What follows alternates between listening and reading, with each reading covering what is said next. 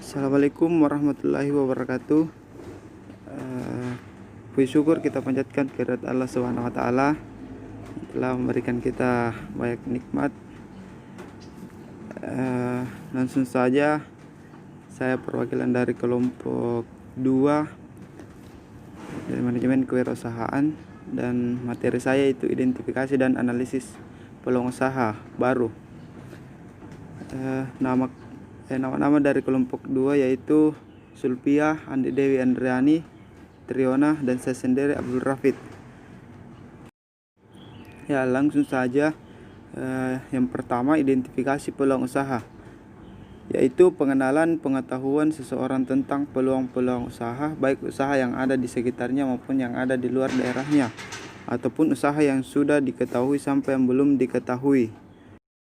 Selanjutnya, identifikasi dapat diartikan sebagai tanda kenal diri atau penetapan identitas seseorang, benda atau sebagainya. Peluang itu berkesempatan yang tidak bisa disia-siakan. Usahakan kegiatan dengan mengarahkan tenaga, pikiran, atau badan untuk mencapai tujuan. Jadi, identifikasi peluang usaha merupakan penetapan kesempatan yang baik untuk menciptakan suatu kegiatan dengan mengerahkan tenaga, pikiran, atau badan untuk mencapai tujuan tertentu.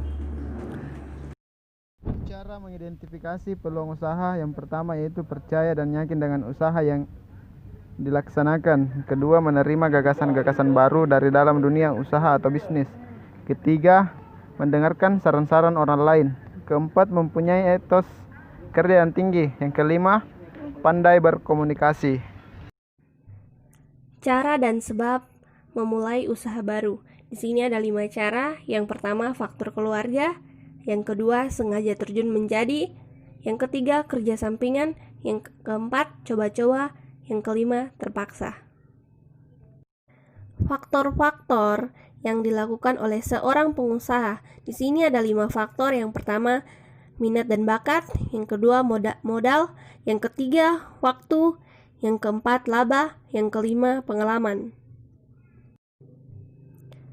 Cara menganalisis peluang usaha.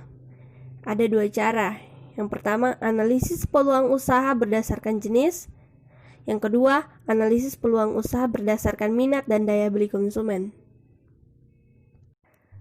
Adapun hal-hal yang perlu diperhatikan dalam usaha. Di sini ada 3 hal. Yang pertama, mengantisipasi banyak risiko yang dapat dieliminasi melalui strategi produktif. Yang kedua, penyebaran risiko pada aspek yang paling mungkin. Yang ketiga, pengelola risiko yang mendatangkan nilai atau manfaat. Ada 3 risiko yang dapat dievaluasi, yaitu yang pertama, risiko pasar dan risiko persaingan. Ini terjadi akibat adanya ketidakpastian pasar seperti faktor lingkungan, ekonomi, teknologi, demografi, dan sosial politik. Yang kedua yaitu risiko finansial. Risiko ini terjadi akibat rendahnya hasil penjualan dan tingginya biaya. Yang ketiga, risiko teknik. Ini terjadi sebagai akibat adanya kegagalan teknik. Ada beberapa cara atau ide yang dapat menjadi peluang. Yang pertama yaitu ide dapat digerakkan secara internal melalui perubahan cara-cara atau metode yang lebih baik untuk melayani dan memuaskan pelanggan dalam memenuhi kebutuhannya.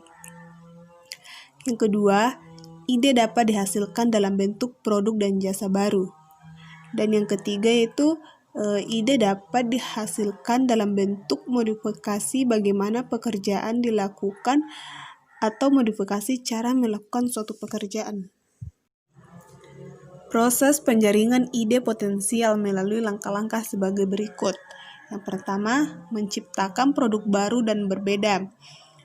Ketika ide dimunculkan secara real, seperti dalam bentuk barang dan jasa baru, maka produk dan jasa tersebut harus berbeda dengan produk dan jasa yang ada di pasar. Yang kedua yaitu mengamati pintu peluang.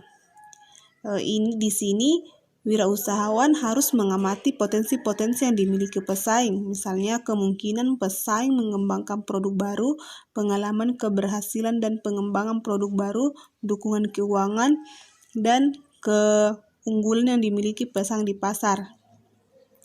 Kemampuan pesaing untuk mempertahankan posisi pasar dapat dievaluasi dengan mengamati kelemahan dan risiko pesaing dalam menanamkan modal barunya. Yang ketiga yaitu analisis produk dan proses produksi secara mendalam. Analisis ini sangat penting untuk menjamin apakah jumlah dan kualitas produk yang dihasilkan memadai atau tidak. Yang keempat yaitu menaksir biaya awal. Berapa biaya awal yang diperlukan oleh usaha baru? Dari mana sumbernya dan untuk apa digunakan? Berapa yang diperlukan untuk operasi, untuk perluasan, dan untuk biaya lainnya. Yang terakhir yaitu memperhitungkan risiko yang mungkin terjadi. Di sini, risiko yang harus diperhitungkan terdiri atas risiko teknik, risiko finansial, dan risiko pesaing.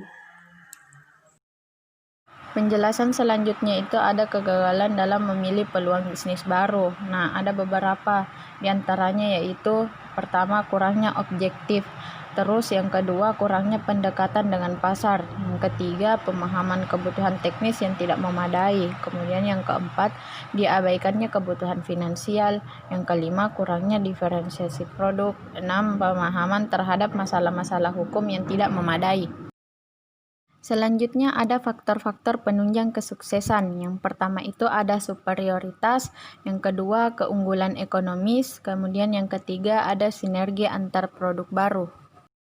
Yang keempat ada kompatibilitas teknologi, yang kelima ada familiaritas bagi perusahaan, kemudian yang keenam ada kebutuhan, pertumbuhan dan ukuran pasar yang mencerminkan peluang besar.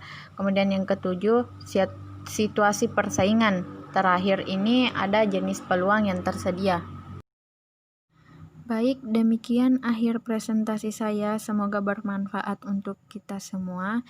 Lebih dan kurangnya saya meminta maaf jika ada salah kata. Terima kasih. Wassalamualaikum warahmatullahi wabarakatuh.